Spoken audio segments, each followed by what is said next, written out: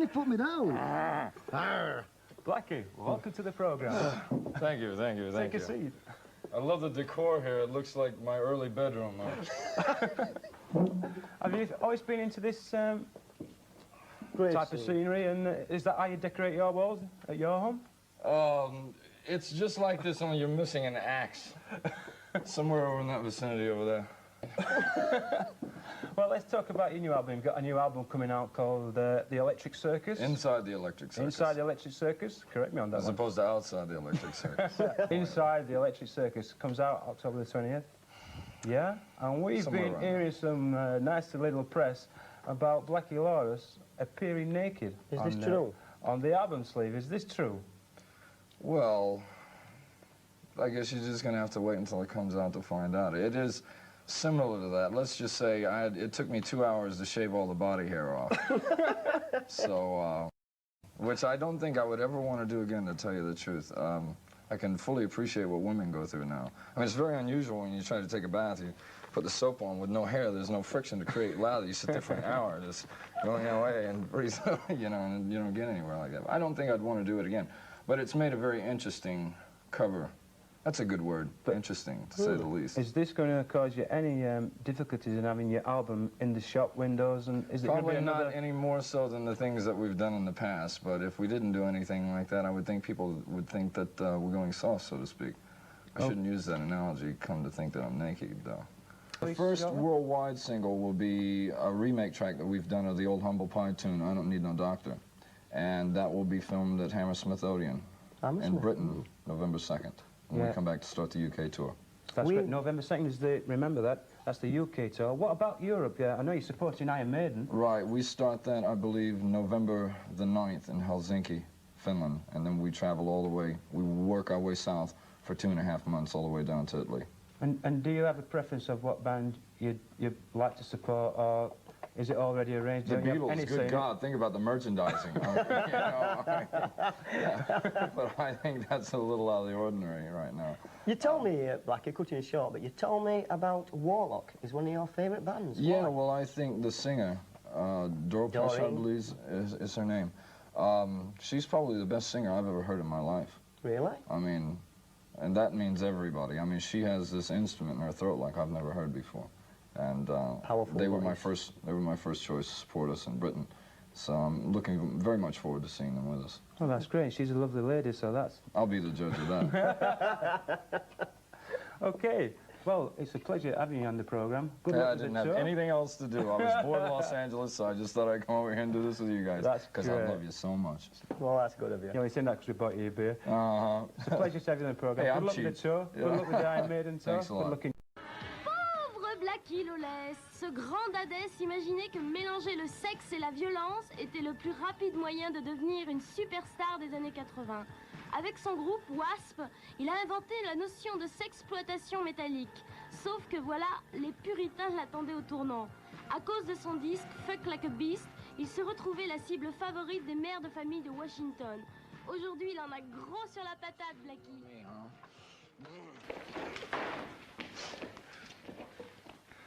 Blackie Lawless, I'm glad to have you in the show. Take a seat. Hi. How are you doing? Did you like my regular intro, huh? Hi there. I think there it's my little friend here. Oh, this is Lee, Blackie. I think there is two Blackie Lawless, in fact. But the Washington Housewives wants us to believe there is only one. The Washington Housewives have their own motive for wanting to put Blackie Lawless in a cage. Tipper Gore, who is the head of the Washington Housewives, husband is Albert Gore, who has definite eyes on the White House. I have gotten to a point where I am tired of being their stepping stone. Still, when you get into this business, you did some records which were very raw, very crude, very violent, no? We never did anything that was violent, that I thought was violent. What we did was good theater, Shakespearean type theater. It was just rock and roll. That's real that you put satanic message in your music. No, we've never done. Hey, listen, if I wanted to do something like that, I would put it right on the cover of the album. I don't have to go around doing things like that. I'm not ashamed of anything that we've ever done. We would never backwards mask or anything like that. That's a bunch of crap. Hey, can we listen? Can we watch the video? Absolutely. This is an old Ashford and Simpson song. Yes. I don't need no doctor. We've always done things that provoked emotions out of people, and we wanted to do things that got the maximum amount of response. In other words, like we're on tour with Black Sabbath right now. We call this the more bang for your buck tour. You know, I mean, we're going to go out and do things to rivet people into the seats. I mean, I'm going to go out on that stage, and I'm going to go out there to beat that audience's brains out. I look at it just like a boxing match where you get nothing back from an audience other than what you give them. Nothing more, nothing less. And if you go out there to really nail them to the floorboards, you're going to get a good response out of them. Do you think that from listening to you and it's a commercial and it's not real, it's just a whole... Oh, it's very real. All right. Do you think that the people that are watching your live show and what you're singing about, do you think that they take it seriously and really believe it, or do you think they're having fun with it? It worries me sometimes. Rock and roll was meant to be sweaty and smelly, and when it stops being sweaty and smelly, it's not rock and roll anymore. This is a thing that's supposed to be a fun type thing. Yeah. I mean, we don't preach any kind of political messages or anything like that, or any of this garbage that I personally feel is garbage about Satanism or devil worship or any of that other crap. Pardon my French, folks. We've never been into anything like that. I mean, we go out to have a good time, and if somebody wants to take what we're doing overtly serious, and that's their problem. I mean, I'm not going to deal with that. Any of these problems that you see that these other bands are having with controversy and kids committing suicide is not the problem of the band. Those problems start at home. The PMRC has been a plague that has hounded us for the last 2 years in America. And it's been something that we refused to talk about for a long time. And it was almost like a fly. It was this pesky thing, like, shoo, get away, get away. And we were hoping that it would go away.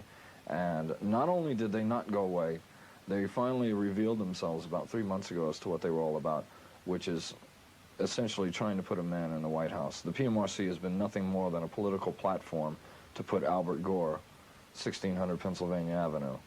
And that in itself is one thing. But Tipper Gore, who is Albert Gore's wife, has written a book. She is the head of the PMRC. She has written a book called Raising PG Kids in an X-Rated Society. And it was bad enough when they used us to get publicity out of. And I mean, it makes sense if you think about it. What better way to get attention than to go after an attention getter? That was one thing. But when she wrote this book to fuel the fire for his presidential campaign and was using me in that as well. To pick on me is one thing. To make money off of me is another. And the buck stops here literally on that. They have reprinted lyrics in this book without permission. They've changed the lyrics, which I ask myself if our lyrics were that bad to begin with, why they have to change them. They reprinted the infamous Animals single sleeve without permission as well. So what we're asking essentially is for a cease and desist on this book, to stop printing it. I don't want to see this ever get that far where a man like this gets put into the White House. First of all, I don't trust a man that sleeps with a woman like that. And if they get control of the FCC, which is our federal communication, then you're going to have a state that if people think America's conservative now, they haven't seen anything. Got a brand new live album out, Live in the Raw. Mm-hmm. It's actually only your 4th album. What made you decide to release a live record at this time? When we were here last year, we made a recording for the BBC when we played Hammersmith. And I went and I mixed it, and we were astounded at the quality of it. We thought, well, maybe we have something here. So we went back to America, and we started thinking about it. And so we made preparations to record the last few shows of the American tour. And we recorded them, and they turned out to be what we thought was the essence of what W.A.S.P was all about. At that point, we thought that it might be a little premature to release a live album in its own, so we put 3 new tracks on it as well to try to give it some sort of a bonus feeling as well. It won't be a record that W.A.S.P will try to tour on. It won't be a record that we will go for a year before we release another record. We go back to America in a couple of days, just commence work on the next studio album, which should be out somewhere at the end of February '88. You're not going to tour tremendously on the back of your new live album. I understand you are going to be playing, nevertheless, in America. We've talked about doing a half a dozen dates in America, just the major cities. Same thing we did here with Donington, something to create profile for the record. But largely what we want to do is get back to work on a new record, because we don't want to go for an entire year on just a live album. In other words, we try to segue our time where we're not gone from any one area more than about a year and a half at a time. So by the time we could do another album and get back here to Europe, it will have been a year and a half before since we were here before. So that should be just about perfect timing. I've got a special guest today with me. It's Blackie Lawless of W.A.S.P. The one and only. Here he is. He's lead singer, guitar player, and producer for W.A.S.P. And sometimes I'm even my own roadie. A busy man you are. Very. You guys have a new album called Inside the Electric Circus. We don't have a copy of it right here. That's okay. Take my word for it. You should have brought very, very 6 good. with you. Well, that's okay. And you're touring really hard right now. We're in the process of doing about 4 months right now in North America. We just finished 2.5 months in the UK and Europe, which we drug our cute little tushes around through the mud there through that entire time. And it was very, very successful. We're very, very happy about doing it. But there's nothing like being back here in the States. How extensive it is sounds your... like a Beach Boys song, doesn't it? Nothing like being in the United States. I know the song. How extensive is your U.S. tour? Well, we'll be here till the end of April, and then we're going to Japan again for about a month, and then we're going to come back here and resume work on a live album, which we have not done as of yet, and should be out sometime in August. So why don't you talk a little bit about the difference between, I mean, you tour a lot in the UK. You have a lot of fans in the UK, in fact. Do you notice a difference between the UK fans? I really don't see a great difference between the two, because satellite has changed everything. I mean, a kid in London knows what the same kid in Little Rock, Arkansas is doing on the same day. That same kid in Little Rock, Arkansas knows what's going on in Tokyo on the same day. So really, you hear stories about how sedate the Japanese audiences are and things like that, and they very politely sit there and applaud, and that's it. Well, if they do that, they haven't been doing that at our shows, I'll tell you that, because, like I said, they have a tendency to get worked up. So I really don't notice a lot of difference. You see economic climates change and things like that, and social attitudes, but I think fans are fans wherever you go. Got a video from Def Leppard coming up, and it's 4 in a row. I guess that's me. Yes? Well, Def for you Leppard? people that don't know what's been going on here, I was telling them we just finished this European tour, and these boys over there, they like to have a good time. And they were coming to our shows. They're allegedly making a record right now, which they swear to God is going to be out sometime soon. But saying that they like to party a little bit is like calling King Kong a monkey. You know, I mean, it does lose something in the translation, but they're good boys nevertheless. It should be out sometime soon. Okay.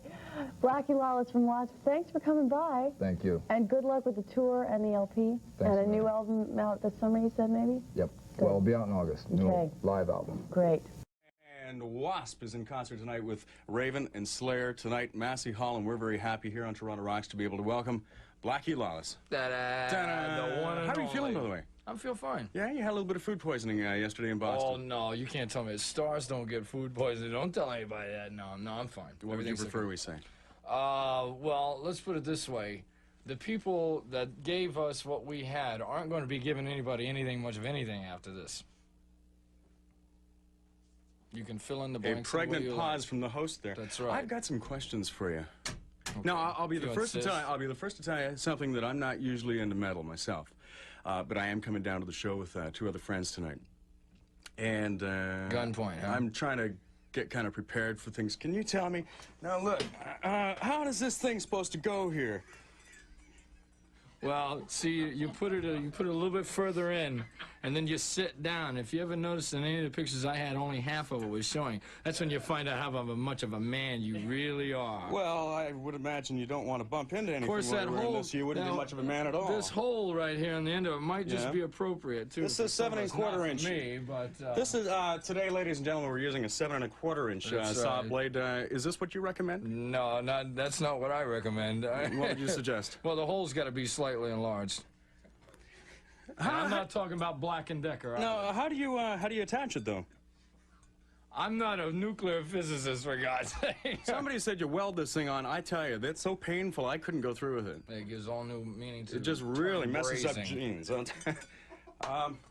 We talk about something else? Sure. This is an economy show. Self-expressionism here or what? This is new art right here.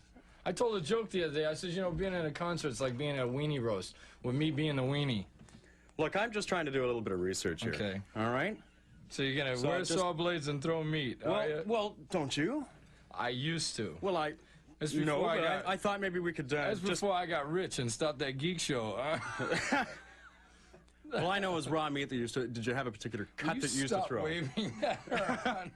You know, that reminds me, I heard another joke the other day about San Francisco. How do you separate the men from the boys in San Francisco? Oh, no, never mind that. Crowbar, right? Tommy, is this an overhand throw that you throw the raw meat with, or is it underhand? Yeah, you get you get the overhand, the Dwight Gooden. Can you throw us? No, that's okay. You show them how. May we remind you kids at home that this stunt is being done by trained professionals, and Vaseline on that, so don't, once again, try this at home. Really? Yeah. How am I doing? Okay, Let's, for an amateur. Yeah. We'll practice it tonight. Let's check out the video. We'll come back with some real questions. Maybe. This is the latest one from W.A.S.P, and I don't need no doctor. From inside the Electric Circus, on to the Electric Circus with Blackie Lawless and W.A.S.P, and I don't need no doctor. Yeah. You know, we were talking about the change just a while ago. Why did you change? What change? Oh, well, the pocket skull, change? the skull with the blood in it, the buzzsaw blade, the raw meat thrown in. Why is that all gone? Well, we got to a point where, believe it or not, when we were doing the meat, we likened it to Apocalypse Now. We said, what are we going to do? Do we carry on this quote type circus, and I'm not trying to make a pun now, but where it got to the point where the pieces of meat were going to move from this big to whole cows, and we said, well, there's got to be a stopping off point here sometime. And it also felt like after a while, well, I remember when I was a kid, I always wanted to play in a rock and roll band, but I thought about running away and joining the circus too, so I started W.A.S.P instead, you know. Kind of a good combination of the two. You know? But it just got to the point where we could not do any more than we were doing in that area. Also, we were doing a type of theater that was called psychodrama, which was, I've been told, psychotic people doing drama. But you like that, do you? I tell you, this show business stuff is rough. When I think about the number of women I've had to sleep with to get where I am, anyway. Tell me, how much of this stuff is real for you? How much of this stuff is actually you? It's been real. It's been real. I mean, do you live this lifestyle at home? Are you married? I can't find anybody that'll have me. Can I? Do you have any kids? Not that I know of. No. My mother used to tell me not to Maybe, go. if your kids brought home a Wham album, would you be kind of disappointed? You'd get a wham upside the head, I'll tell you that. Let me ask you one last question before we wrap it up here. What does the acronym W.A.S.P stand for? It's a bug. I'm not sure if I know a word that big. Acronym. Is that a city in Ohio? Akron? We have 10 W.A.S.P albums to give away inside the Electric Circus to you. If you're one of the first 10 callers on the Toronto Rocks prize line, 872-7770. Doubtless, we're going to find out what the real meaning of W.A.S.P is tonight at Massey Hall when W.A.S.P is in concert with Slayer and Raven and Blackie. Thanks for dropping. Now, what's the new show like? I mean, is it overkill? Is it more than people could possibly expect? It's underkill. No. What we have here is the epitome of what we think the Electric Circus is. Because to understand what our meaning of the Electric Circus is, it could best be summed up by the title of this, well, the chorus of the title song when it says, "Welcome to life inside the Electric Circus. The animals are all insane, God help us." That's the band's point of view when we stand on the stage and look down at that audience, because they have a tendency to get excited. Now, the stage is a triple-layered stage, not including the actual performing level. It's 3 levels high in the back. They're animal cages. And in the cages are the amplifiers, and they're painted up like animal skins and things like that. Now, behind us, there's a tent that goes around, a regular circus tent, red and white stripe. And in the seams of that tent are lights, and you can't see the lights until this thing is turned on. And when that thing comes alive, it's, hence the expression, inside the Electric Circus. So it's a little bizarre, to say the least. Are the fans getting a little bit out of hand, or are they just... Well, that's like calling King Kong a monkey. I mean, you know, they have a good time. They enjoy themselves. Now, with this new album, well, we'll talk about more of the new album in just a moment. We're going to take a look at Blind in Texas. Is this a true story, or is it just... Well, anybody that goes to Texas, I mean, those boys down there, they like to have a good time. And you can't go there without appreciating the way they live down there, or what is really a way of life. And I guess, just to answer your question, Yeah, it's a true story. Then you're going to have to do the dirty work, introduce the video to that camera right there. It's all yours. Well, when you wake up the next day and you look down at your feet and it looks like you got 4 instead of 2, you wake up and you say, I'm blind in Texas. Ladies and gentlemen, a true story of tale, woe, and lust. Blind in Texas. In the beginning, I Don't Need No Doctor was recorded. Was written by Ashford and Simpson. Solid as a rock. Was recorded by Ray Charles. As you mentioned to me earlier, it was written for Ray Charles. Right. And then again, Humble Pie. Right. And now, W.A.S.P. Why? We always did B-sides for European singles that were cover songs, and they were only released in Europe, so we did things to entertain ourselves. Well, a couple of years ago, we did a version of a old Rolling Stones song called Painted Black, and it was a pretty good, pretty unique version of the song, and it did not go on an album. And then last year we did a remake of Mountain's song, Mississippi Queen, and that did not go on an album either, and it was a pretty good version of the song. And so I says, well, never again. If we do a good version of a song, it's going on the record, by God. So we did 2 cover versions this year that were supposed to have been B-sides, and they both turned out well. So we said, we're putting them both on. We could not figure out what to take off the album because we already had 10 tracks on. So this album is essentially 11.5 tracks if you want to consider the big welcome. It's a 1.5 minutes long. We'll call that a half a track. So 11.5 tracks, 50 minutes long. It's a rather lengthy album, but we could not figure out what to take off, so we put everything on. More bang for your buck. All right. Blackie, now let's see. You started about 1982. With W.A.S.P. Ish. Right. And that's, metal wasn't metal, really, in California at the time, you said. Well, I mean, it was just coming, it was just gaining a little bit momentum. I mean, put it like this. There was Black Sabbath, and there was bands like Trapeze, like we were talking about, and all these other bands that have been working real hard, but they weren't called metal bands. They were just straight rock and roll bands at the time. It was hard rock, it's called. Well, there was something... for about 5 minutes, I was in a band called New York Dolls years and years ago. I'm showing my age. But anyway, after I got out of that insane asylum and I progressed on to something else, the biggest thing I'll say about that is that being in that got me from New York to California. Now, I got in California in '75. And in '75, I met a guy named Kevin Dubrow, Frankie Bonelli, George Lynch, who is now in Dokken. All the guys are in Dokken. In other words, I'll summarize this all. There were about the better part of 5 or 6 what are now famous bands, very famous bands, that were all hanging out trying to get jobs in local clubs, but it was very tough because punk was just coming into vogue at the time, and then after punk was quickly followed by new wave. Now, what you had was a potpourri of people out there who, because they couldn't get work and refused to change what they were doing, they stuck to their guns. They continued to write songs and do demos.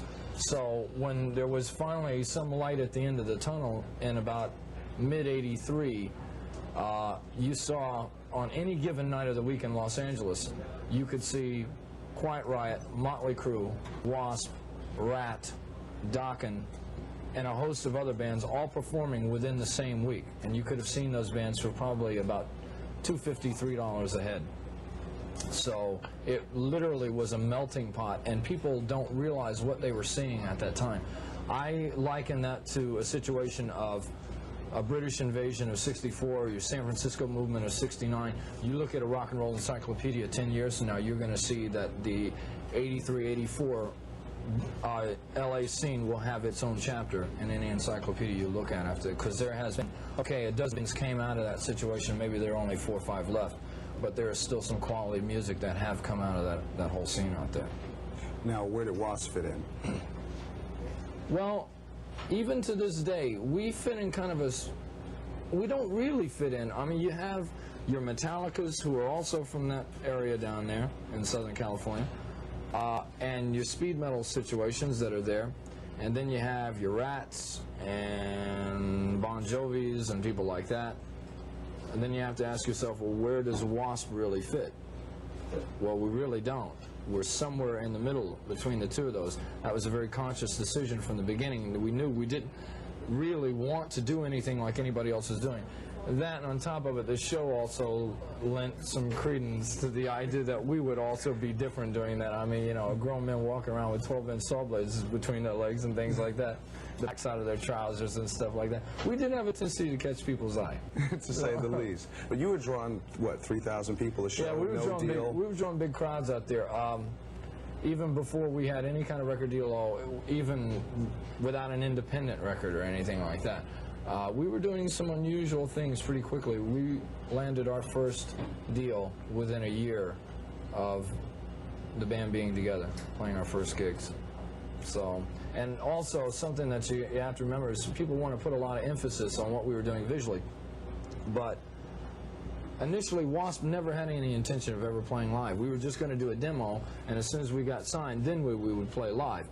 We did a demo that had about 7 of the 10 songs that ended up being on the first album. On that demo was I Want to Be Somebody, Love Machine, Tormentor, The Torture Never Stops, Sleeping in the Fire, Hellion. There was a whole bunch of things on there that proved that this band would stand on its own without any kind of a show. As a matter of fact, we were signed to Capitol Records. They had never seen us before they had listened to the tape, and they were sold on the idea of the band before they ever saw us. And when they came down to see us live, it turned them off so badly because they thought that it would never happen that they almost did not sign the band. But as history would have it, here I sit today.